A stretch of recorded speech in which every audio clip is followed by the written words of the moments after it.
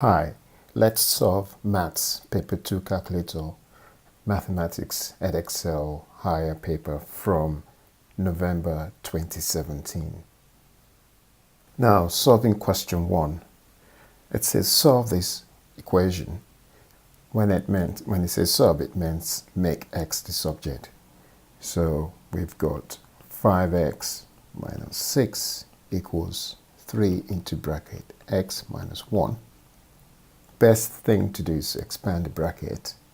So we have 5x minus 6 equals 3x minus 3. Now we need to collect the like terms together. So I need to basically take away 3x from both sides. So 5x minus 3x. And I need to add 6 to both sides. So I'll get 6 minus 3. Now, 5x minus 3x is 2x, and that gives 6 minus 3, that's 3. And you divide both sides by 2, we get x equals 3 over 2. Now, 3 over 2 is what we call improper fraction, because the numerator is greater than the denominator, so we need to write it as a mixed fraction. So how many 2 goes in? 3, 1. What's left? 1 over 2. So that's x. So x is 1 over 2, which is 1.5 in decimal fraction, in decimal. Now, question 2. So question 2 is Emily buys a pack of 12 bottles of water, and the pack costs her £5.64. Emily sells all 12 bottles for 50p each. We need to work out the percentage profit that Emily gained.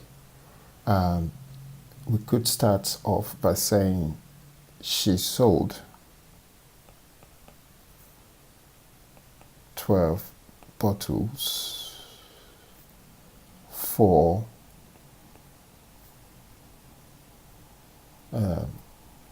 50p each, which is 12 times 0.5, and that is a total of £6. And now the total profit she's made from that is basically £6 minus how much she paid for it, £5.64, and that gives 36 pence. Now, so we could work out the profit on each. So the profit on each will be 36 divided by 12, which meant 3 pence on each bottle sold. The percentage profit, in this case, you could work it in many ways, but I'm going to go for this way. So I'm going to do 5, and I paid £5. That was my 100%. Okay. And 1, that meant that if I divide 5.64 by 5.64, I would get 1. And 1, because I've done, that's 100%. Because I've done one thing to one side, I need to do it to the other side. So I have to divide 100% by 5.64. So £1 is 100% over 5.64. Now, for me to find out £6, so I just need to multiply 1 by 6. That's how I get my £6. So multiply that £1 by 6, And I need to do the same on the right hand side as well. So it'll be 100 times 6 over 5.64. And that gave me 106.38. Now, so the percentage difference is 106.38 minus 100, and that gives me 6.38%. So the answer says in one decimal place, so we have 6.4%. Right, question 3. For question 3, housemate walks once round a circle with a diameter of 80 meters.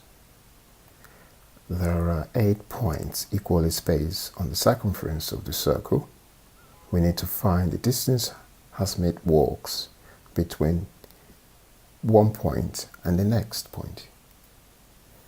So that's interesting because we can find the circumference of a circle.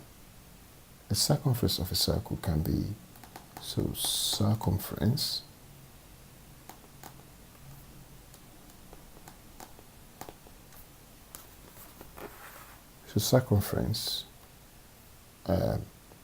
of a circle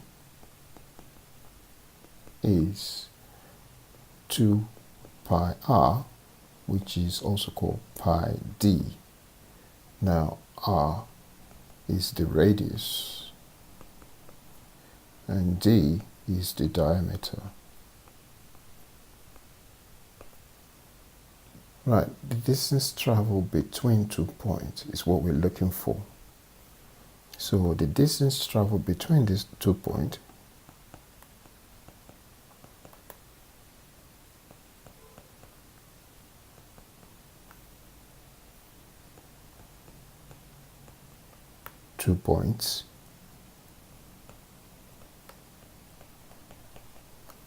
will be pi d divided by 8, because there are 8 of those spaces. And that will be equal to, now d is 80, so that will be 80 pi over 8, and that will give us 10 pi. And 10 pi is basically punched into calculator, we get 3.31.4 meters. So that will be 31.4. It says here, B part, housemate walks once round the circle again. 4 of the points are moved as shown in the diagram below. Has the mean distance that housemate walks between one point and the next point changed? We need to show our reasons. Well, in this case, no, it hasn't changed because the mean distance stays the same.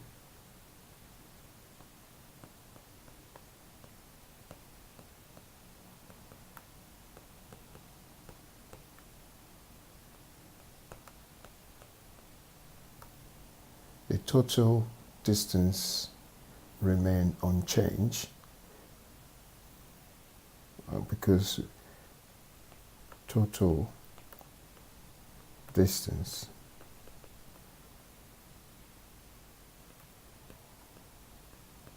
remains unchanged.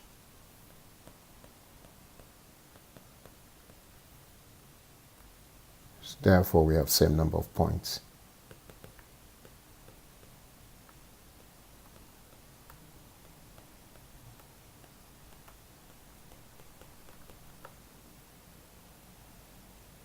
Question 4. There are only blue cubes, yellow cubes, and green cubes in a bag. There are twice as many blue cubes as yellow cubes and 4 times as many green cubes as blue cubes. Hannah takes at random a cube from the bag. Work out the probability that Anna takes a yellow cube. Well, the best way to start would be to have the blue cube, yellow cube, and green cube.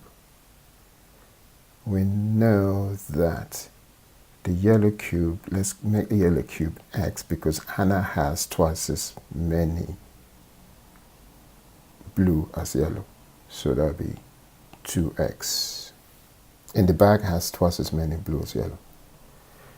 And 4 times as many greens as blue, which means 4 times 2x.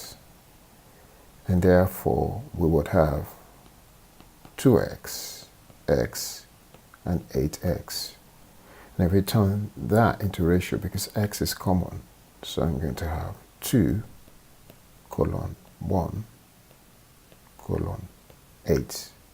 And the total ratio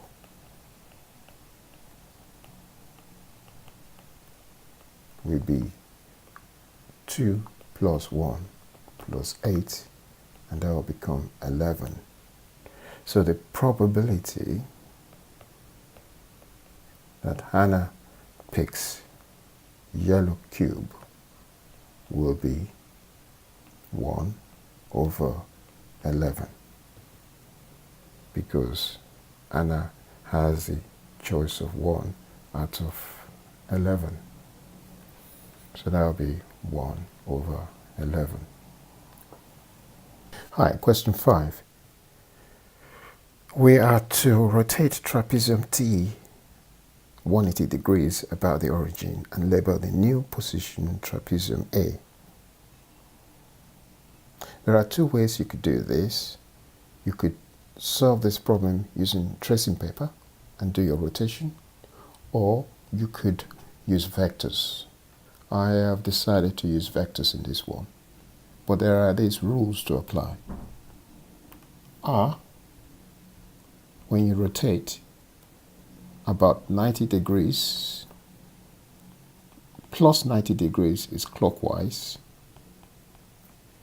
you're going to multiply your points by 1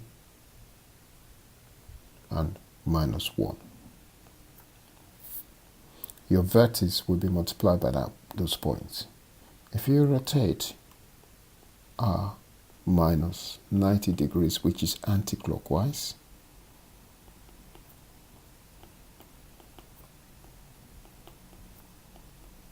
you will multiply by minus 1, 1. Okay. If you rotate R by plus or minus 180 degrees, because it doesn't matter whether it's clockwise or anti-clockwise, you get the same point. That way, get your minus 1, minus 1. You need to multiply your vertices by minus 1, minus 1. If you're rotating plus 270 degrees, then you'll be basically plus 270 degrees is clockwise, and that will be minus 1 and 1. If you're rotating by minus 270 degrees, which is anti-clockwise, your rotation will be 1 minus 1. Okay, now let's apply that to this particular problem. Our vertices are that one, those ones there. Those are our 4 vertices. Now, those points, I'm going to write them here. The first point is 2, x is 2, y is minus 1. The way I write the vertex points are x and y.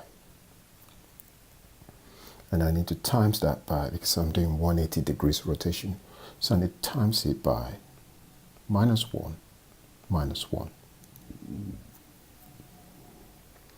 And it times it by minus 1, minus 1. That would give us minus 2, 1. So that's our nil point. The next point we need to do is, let's try 2 and minus 2. I need to times it again by minus 1, minus 1. And the next point, and the point will be minus 2 and 2. Minus 2 and 2. So that's our new points now.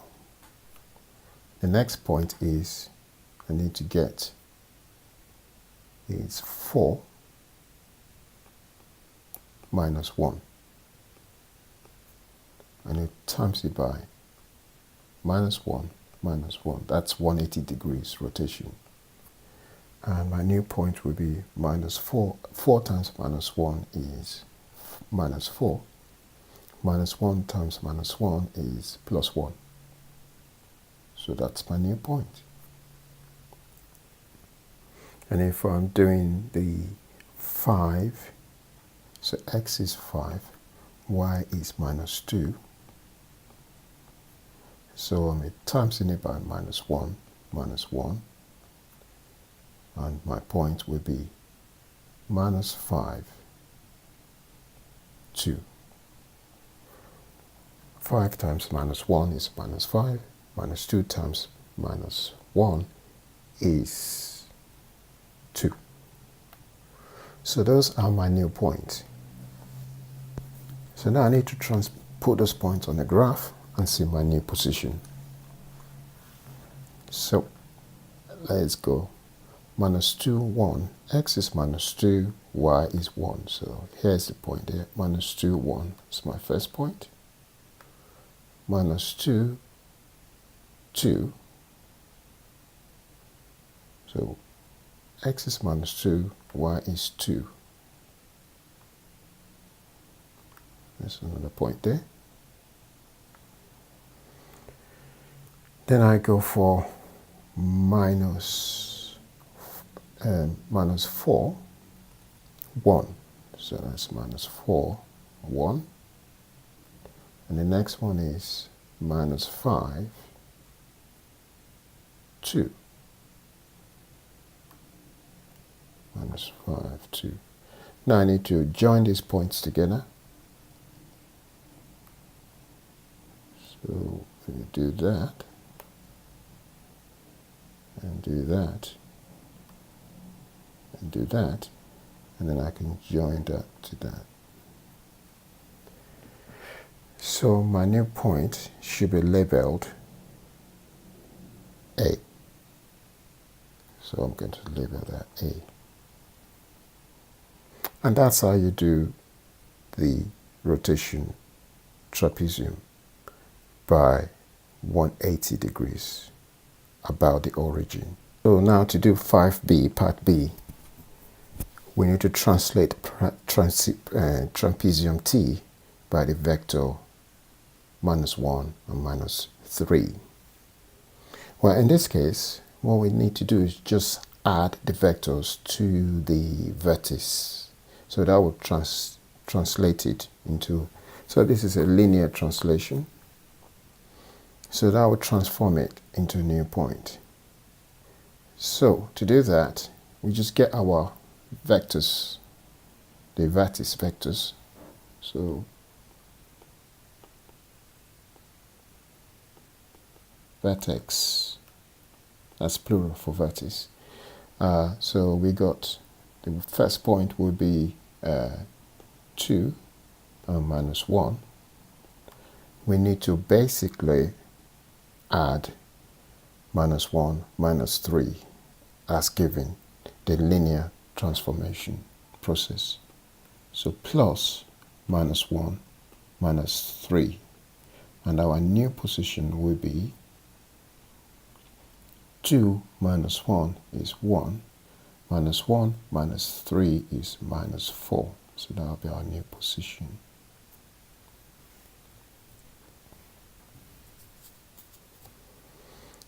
Then we need to do the same for all of the other 3 points. So we have 2 and minus 2. That's the vertex of t, because we're transforming t to a new position b, not a t. So we're using, so these points are for a, and these points are for t. So now we are going to use minus 2 minus 2 plus minus 1 minus 3, and that would be 2 minus 1, that would be 1, and minus 2 minus 3 is minus 5. So we're just adding them together. The next one will be 4 and minus 1 plus minus 1 minus 3. That should give us 3 minus 4. That should give us 3 minus 4. And the final one is 5 and minus 2 plus minus 1 minus 3. That will give us 4 minus 5. So the new points that we need to plot will be the B points. So the B points are, these are B points now. That's our B points. So now when x is 1, y is minus 4. So there's a first point. When x is 1, y is minus 5.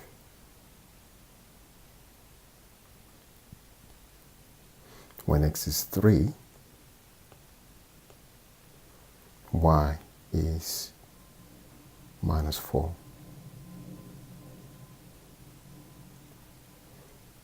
When x is 4, y is minus 5. So if I join these points together,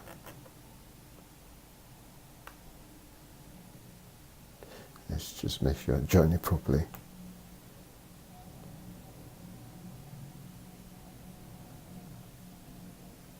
That will be our new point, our new translation, B. Right, question 6. Where to solve for the value of x. This question is just 1 mark, but I'll just explain a few things. When we have, this is the top, the power is sometimes called exponent or index, and the bottom one is the base. Now in this case we've got power and base. P are the bases and the power are the values you see on them. If the base are the same when multiplying, we add the power.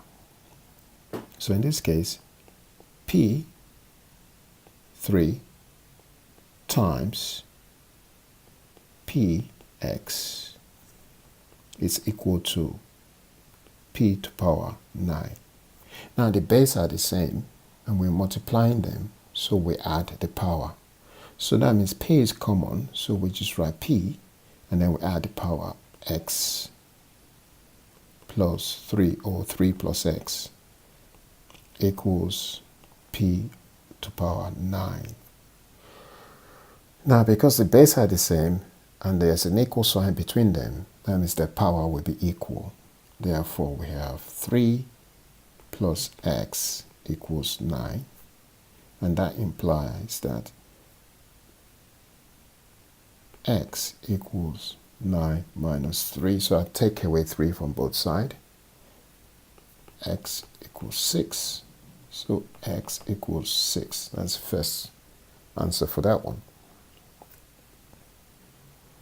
In this case, we got power, and we've been multiplied by another power.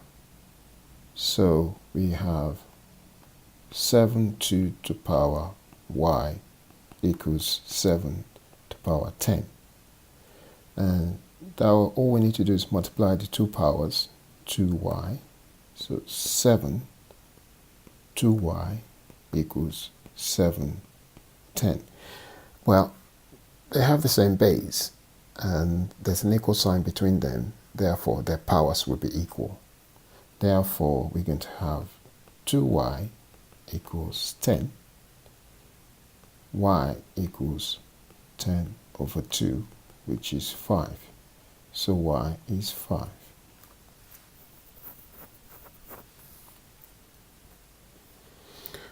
And question C. First of all, we have 100 to the power A times 1,000 to the power B. And we need to write it in the 10 to the power W. So the clue is there. The clue is in the questions. The clue is telling us to write 100 in terms of power. So that would be 100 times 100. 10 times 10, which equals to, that's 10 to the power 1, 10 to the power 1. And that will add up to same base, and you add the power, so 10 to the power 2. 1,000 will be 10 to the power 1 times 10 to the power 1 times 10 to the power 1. Again, base are the same, so you get the 10 and add the power. That will be 3. So we need to put that back into the equation. So we're going to get 100 to the power A times 1,000 to the power B should be equal to 10 to the power W. That's what the question is telling us. So what we need to do is write 100 in terms of power. So that will be 10 to the power 2, bracket A to the power A, times 10 to the power 3, bracket B. That will become 100W. So we multiply the powers. So that will be 10 times to the power 2A times 10 to the power 3B equals 10 to the power W. Now the base are the same. We add when we're multiplying, we add the power. So 10 2A plus 3B equals 10 to W. Well, if the base are the same and there's an equal sign between them, the powers will be equal. So therefore, we're going to have 2A plus 3B equals W, and that proves the question.